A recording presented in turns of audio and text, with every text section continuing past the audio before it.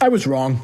I'll admit it. What is going on, everyone? Welcome back to the Actually Good Coffee podcast, the show we talk about all things coffee related, all while drinking a cup of coffee. If you didn't understand the reference in the beginning of this episode, I was talking, of course, about the International Longshoremen Association strike against the U.S. Maritime Alliance. The 36 ports across the East and Gulf courts that shut down at the end of their contract, which expired on September 30th. All imports coming into the United States from those coasts were essentially brought to a halt because of their demands that these union members were asking for. But as soon as I conveniently posted another episode talking more about this topic and going into a little bit more detail, they were able to reach a tentative agreement. And I think they actually agreed on a 66% raise increase over the next 6 years rather than the 77 they were demanding, which is, I think it's still outrageous, but I am going to move on so that I don't find an inflatable rat outside of my roastery. Last week, we sold 655 pounds of coffee total. If we're looking at the same week previous year, we sold 547 pounds. So we're up about 100 pounds, which is a nice rebound from last week. If you remember, we were actually down last week for the second time this year. It is a shot to the system, but we have been working on some other projects that are actually available now, ones including our online community, which you can join now if you click the link in this podcast description. But enough with that. Let's move on to today's episode, which is the EU Deforestation Act has been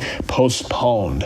Shocker. If you are unfamiliar, the EU Deforestation Act essentially requires importers of commodities to prove their goods were not grown on land deforested anywhere in the world. That's anywhere within their supply chains at all. It's not just at the farm level, it's at the processing level as well, at the shipping level as well, or face fines of up to 20% of their turnover. This law, again, requires companies map and trace their supply chains down to the plot where their raw materials were grown. Now, I can't speak for other agriculture industries besides coffee because I'm only involved within coffee. But what I do know is that within the specialty coffee market, 80% of the total exports, imports around the world are from smallholder farms. So the farms that actually can't afford the infrastructure required to prove that their coffee did not be grown, processed, or shipped from any plot of land that took part in that deforestation that the EU is trying so hard to mitigate. And it's a difficult thing to prove for a lot of these farmers that just can't afford the tools necessary to prove these facts. This is a very broad restriction that's being placed on the agriculture industry. I can't imagine that it even goes through once these 12 months are over. But again, we'll just have to wait and see. All I know is that the commodity price of coffee is starting to drop quite a bit, and it is a nice relief from everyone involved within the coffee industry because for a while there it was really getting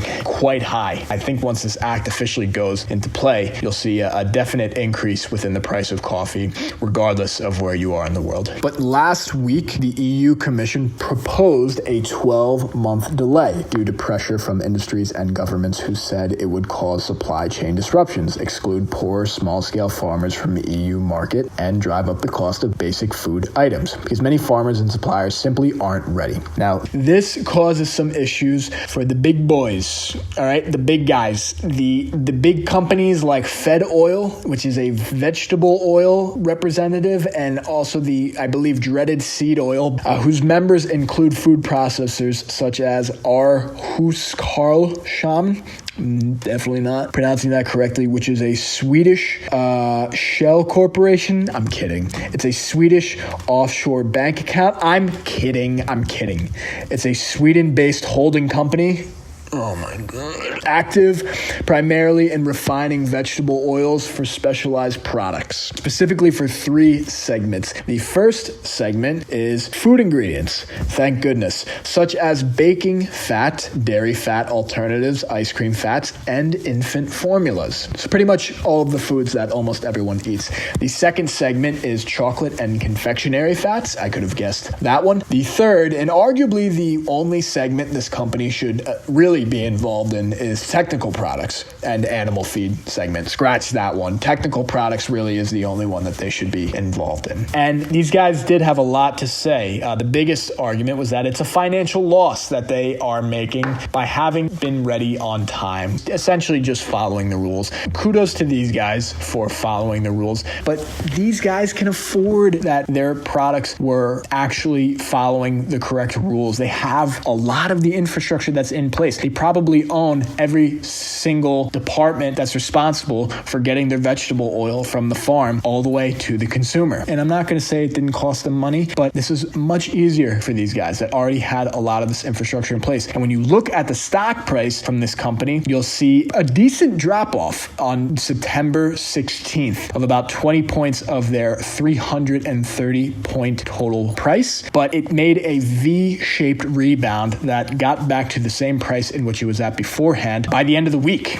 So it looks like these guys really did not suffer too long. Cocoa processors and chocolate makers faced the same scenario, with traders saying they had sold deforestation-free beans to them at a premium of up to 6%, amounting up to 300 pounds a ton. The premium will now likely fall to zero, as consumers won't be willing to pay more for cocoa that complies with a law that has been pushed back. I would actually push back on this pushback in talking about the law that has been pushed back, because I think there is a market for that. I mean, it's proven that people are keeping up with the organic certification, and albeit the deforestation certification is definitely not as popular, but I wouldn't say that there's not a market for cocoa beans that follow this rule altogether. I guess it depends really what type of market they're in. We'll move on. That will leave the processors and chocolate makers unable to pass on the cost and forced to absorb it. There's real world implications to this. Whoever agreed to buy and pay that premium paid for nothing, said a Europe-based cocoa trader. Research published last month by FIFAC, an EU animal feed industry body, estimated that the EU deforestation restriction compliant soybeans would cost 5 to 10% above regular beans. FIFAC EU farmers lobby Copa Coquega, the various other EU deforestation restriction impacted industries welcome the delay proposal, having previously warned that implementing the rules on time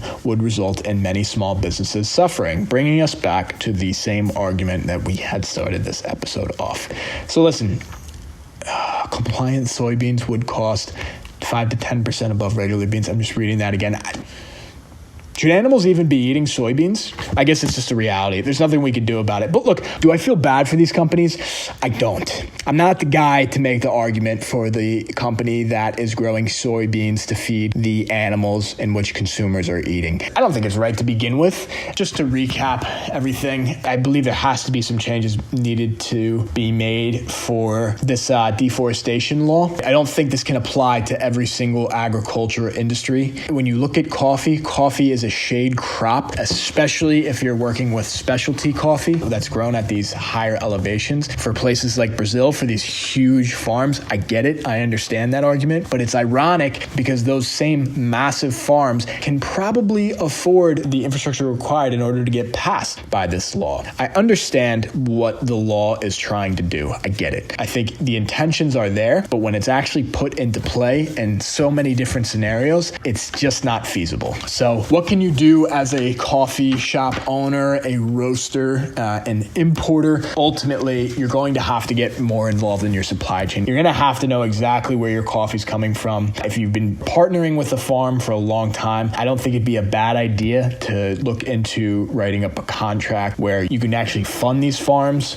to get the resources they need in order to prove that their coffee is not part of this deforestation. I'm sure there's some sort of agreement that could be made there where there's some exclusive purchasing on their product. There are ways to mitigate the damage that's going to be done. However, I don't think we can avoid the impending price jump of specialty coffee really anywhere, not just the European Union, also within the United States, considering that the commodity price is going to go up, and that applies for everyone that buys coffee, even the consumers. So we'll see if this actually goes into act 12 months from now. I would imagine there's going to even be another delay, but as we've seen within the past 2 episodes, I can be wrong and then quickly be proven right again. So thank you all for listening. I really do appreciate it, and I will talk to you all again very soon.